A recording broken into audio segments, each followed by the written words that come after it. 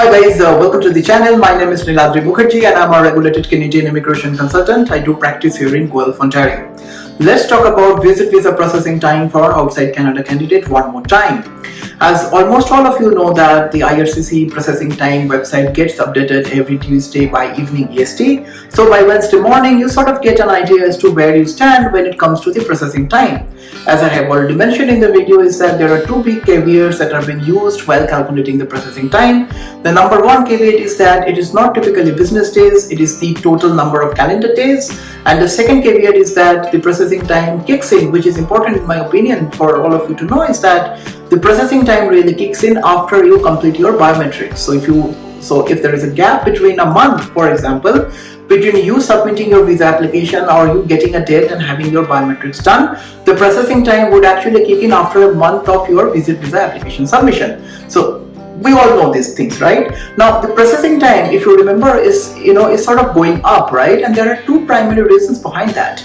Number one reason is obviously the cyclical nature of things. In the spring we typically see the processing time going up because obviously in summer more and more number of people want to visit Canada, and hence there is always an incremental sort of pressure on the processing times when it comes to the visit visa applications. Now the second most important reason at this point in time is the Ukrainian crisis. As again all of you probably know by now is that the government of Canada has prioritized the settlement of Ukrainian refugees, and they have decided to take an unlimited number of refugees from Ukraine, which means that obviously a lot of officers' bandwidth are going to shift from all these temporary resident visa applications, particularly the visit visa applications, to the work for the Ukrainian refugees. So those two reasons in my opinion would have an adverse impact on the processing time, and which I incidentally see in this week's processing time. Okay, so let's talk about a couple of countries and just to give you a snapshot as to how the processing time stands. For example, if you talk about India, the current processing time stands at 112 days.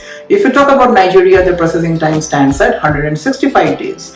For Kenya, 169 days. For Ghana, 65 days. For Pakistan, 67 days. For Oman, Dubai and most of the parts of Middle East, it's 66 days. And from the Philippines, it is standing at 41 days, which obviously means that the processing time has really gone up from from previous week and as compared to maybe a couple of weeks back as well.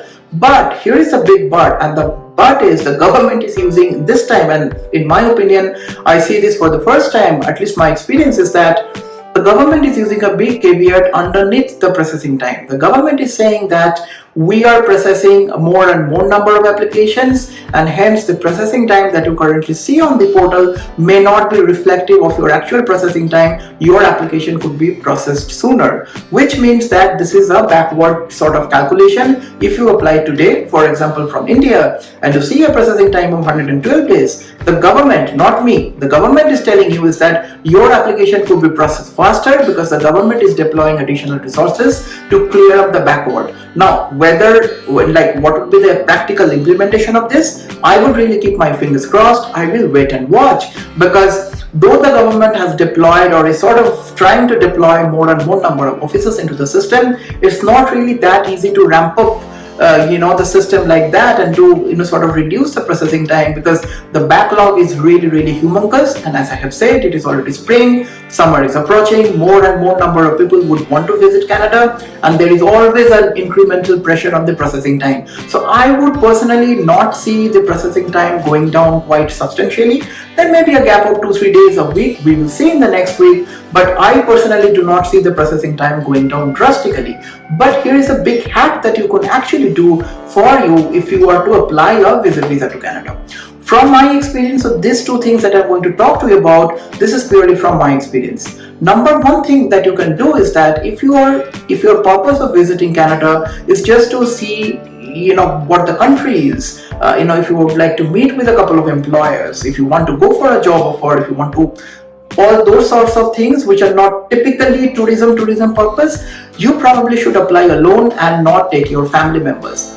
The reason behind that is that a single application processing time is always shorter as compared to a family application because of the time invested at the office's end to review a longer explanation letter, more number of documents, time, the potential time invested to do the background check and all the other associated things. So if it is not absolutely mandatory for you to take your family or to apply for your family's visa along with you, it is a good idea to apply on your own, maybe get the decision and then apply for your family, right? This is a good idea.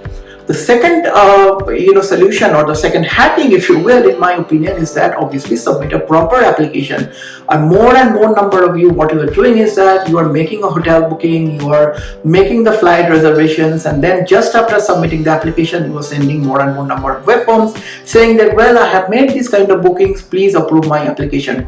Please do not do that. If you do that, I could tell you from my experiences that officers are going to get irritated, and God forbid you may get a negative decision on your file.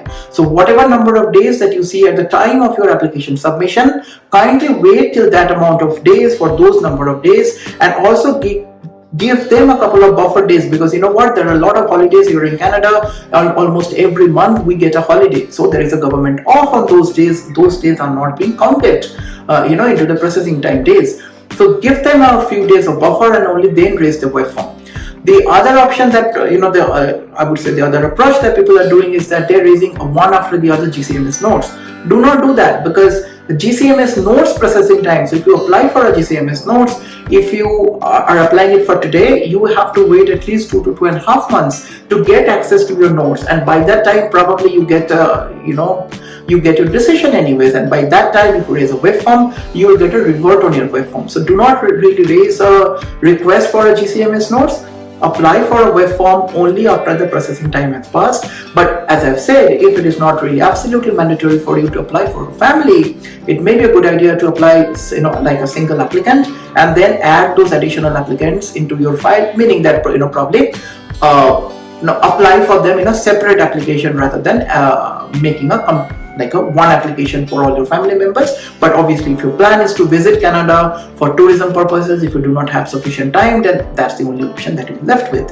So going forward, my personal assumption is that I will not probably see the processing time going down drastically, but I will keep my fingers crossed, because the government is saying that they're deploying more and more number of resources to sort of reduce the processing time. But again, for the highly, I would say, for the high demand countries, India, Pakistan, Nigeria, Kenya, China, Philippines, the processing time will remain at a certain level.